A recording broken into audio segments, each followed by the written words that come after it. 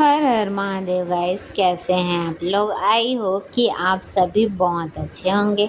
तो चलिए स्टार्ट करते हैं मेरे इस खूबसूरत से ब्लॉग को। तो मैं आज बात करने वाली हूँ हाउसवाइफ की सेल्फ रिस्पेक्ट के बारे में और उनकी वैल्यू के बारे में। आज जो मेरे साथ हुआ ना, उससे तो मैं समझ गई कि हर एक हाउसवाइफ, हर गृहिणी का ना वैल्यू होता है और उनको ना घर के जो सदस्य हैं उनको उनकी वैल्यू का एहसास दिलाना उसी हाउसवाइफ का काम होता है।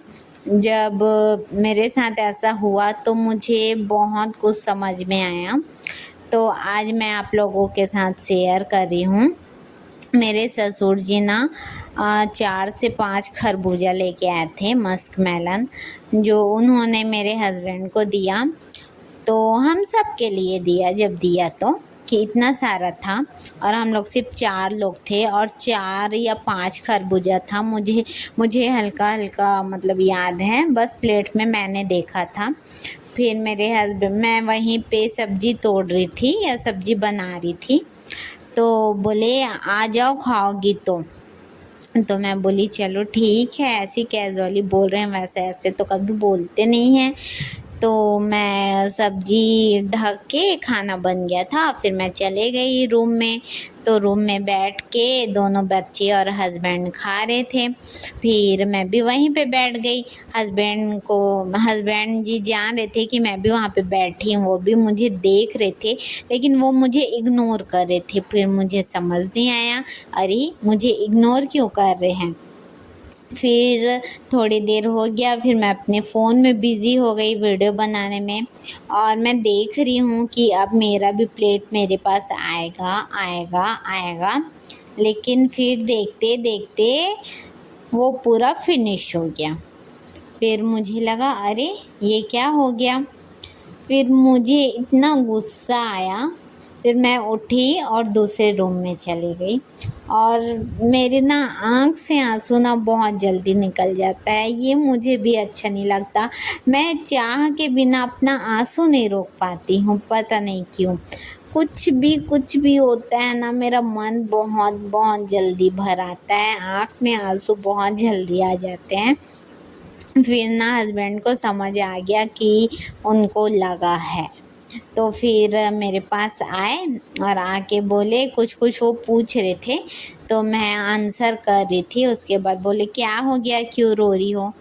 मैं बोली कुछ नहीं हुआ, बस ऐसे रोने का मन कर रहा है तो रो रही हूँ। फिर वो कुछ बोले नहीं, चले गए अपने रूम में। उसके बाद फिर मैं शांत हो गई। फिर मैं अपने काम में लग गई। उसके बाद फिर शाम हो गया, रात हो गया, रात का खाना बना दी उन लोगों के लिए। फिर बच्चे आए, बोले मम्मी खाना दो ना, खाना खाना है, पापा के लिए भी खाना निकाल दो। मैं बोली जब खाना बन गया है तो जब मैं ही निकाल के दूंगी तभी खाओगे क्या। और ऐसे दूसरी चीज़ों के लिए तो नहीं बोलते हो नहीं कि जब मम्मी ही देगी तब खाएंगे। मैं बच्चों को भी सुनाई। वो भी इतने बड़े हो गए हैं कि उनके अंदर भी इतनी समझ है कि हाँ, जब घर में कुछ आया है तो सभी को मिल बांट के खाना है। ये बहुत छोटी सी बात है, लेकिन क्या है ना, छोटी छोटी बातें ही ना मन मुटाव हो जाता है और हमेशा ना छोटे पत्थर से ही ठोकर लगता है। ये बात ना मैंने सीख लिया है, मैंने जान लिया है।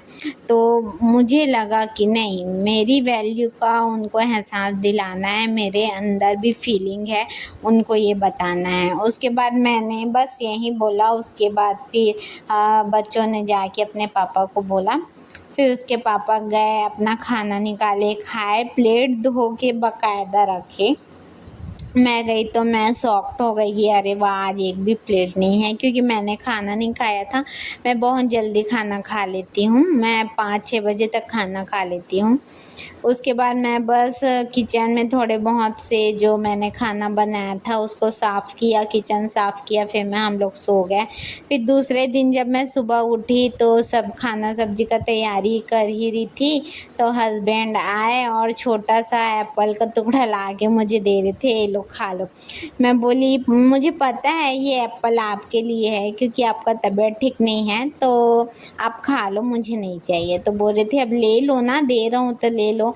तो मैं बोली इसमें मेरा हक नहीं है ना, ये आपके लिए आया था, जिसमें था वो तो दिए नहीं। ऐसा करके फिर वो चले गए, कुछ भी नहीं बोले। तो मुझे ना पर्सनली ऐसा लगता है कि अगर हम हर्ट होते हैं ना, तो जो सामने वाला हमको हर्ट करता है उसको ये एहसास दिलाना बहुत ज़रूरी है कि हम भी हर्ट होते हैं और हमको भी मतलब दर्द होता है, हमारे अंदर भी फीलिंग होती है, चाहे वो कोई भी हो। लेकिन ये नहीं कि जाके बस तलवार लेके बस उसका गर्दन उड़ा दे। सामने वाला अगर जितने भी बदतमीजी के साथ आपसे बात कर रहे हैं ना, हमको ना उतने ही तमीज़ के साथ ना उसको जवाब देना है, ताकि शर्मिंदगी से उसका सर ना इतना नीचे हो जाए कि वो अपने ही नज़रों में गिर जाए। मेरे साथ ना बहुत बार ऐसा हुआ है। एक बार जब हम लोग किराए के घर में रहते थे, तो वहाँ एक लेडीज़ थी जिसके कोई भी बच्चे नहीं थे। नई-नई शादी थी, बस वो कंसीव का ट्राई कर रही थी, लेकिन आ रहा था लेकिन रुक नहीं पा रहा था, 3 महीने से ज़्यादा रुकते ही नहीं था उसका। और उस समय मेरी बेटी थी जो बस 2 साल की थी, तो उसको बहुत ज़्यादा लाड प्यार करती थी। क्योंकि उसके बगल वाली चली गई थी, उसकी बगल वाली से बहुत ज़्यादा उसका बनता था और रिचल को भी बहुत प्यार करती थी। अब मेरी बेटी भी उससे बहुत ज़्यादा टच में उसके रहने लग गई थी। मेरी बेटी भी उससे बहुत प्यार करती थी। फिर क्या होता था ना, मैं कुछ भी बनाती थी तो कुछ-कुछ चीज़ें ना मेरी बेटी को पसंद नहीं आती थी, और जब वो बनाती थी ना तो उसका पसंद आ जाता था, तो फिर वो हमेशा दे देती थी रिचल को, तो खाते-खाते घर आती थी। तो मुझे लगने लग गया कि उसके हाथ का ना रिचल को बहुत अच्छे से पसंद आने लग गया है।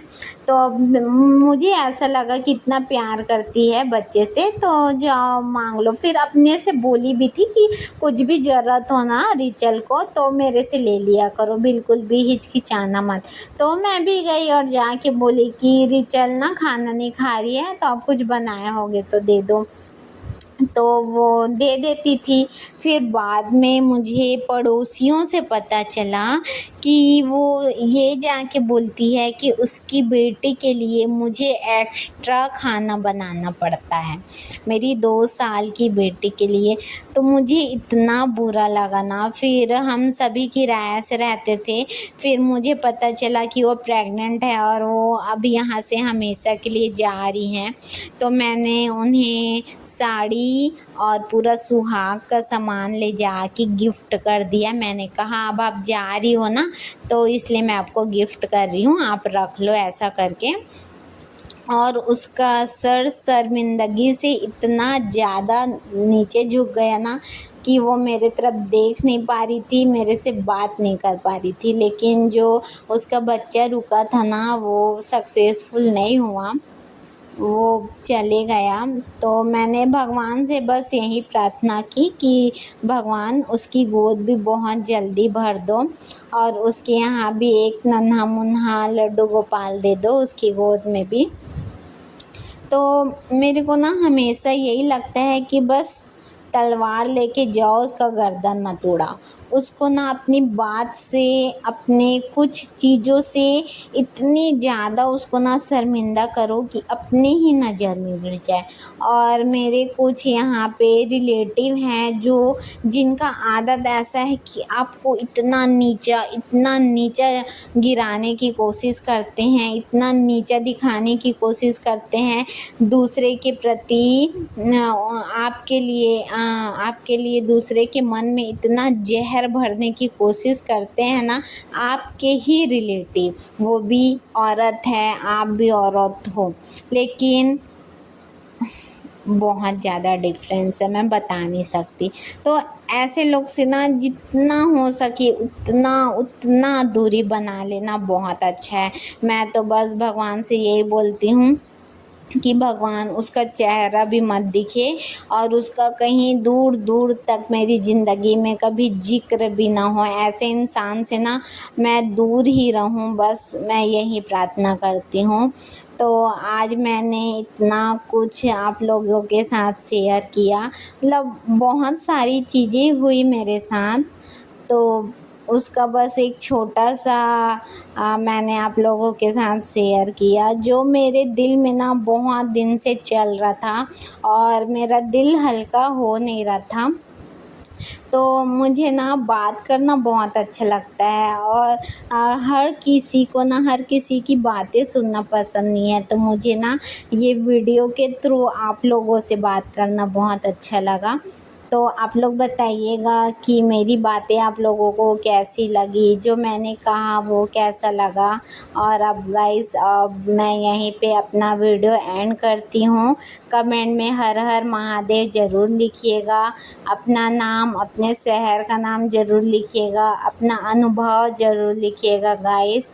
और अभी मेरा ये शाम का रूटीन है, रात का मैं पूरा किचन क्लीन करके सो रही हूँ और मैं हमेशा अपना किचन ना क्लीन करके ही सोती हूँ। तो आई होप मैं आप लोगों से यही उम्मीद करूँगी कि मेरी बातें आप लोगों को बहुत अच्छी लगी हों और अगर थोड़ा सा भी अच्छा लगा हो ना तो एक लाइक ज़रूर कर दीजिएगा, नए हैं तो सब्सक्राइब कर दीजिएगा गाइस। और मिलती हूँ अगले वीडियो में, ऐसे ही अच्छे अच्छे वीडियो लेके आती रहूँगी आप लोगों के साथ। Bye bye.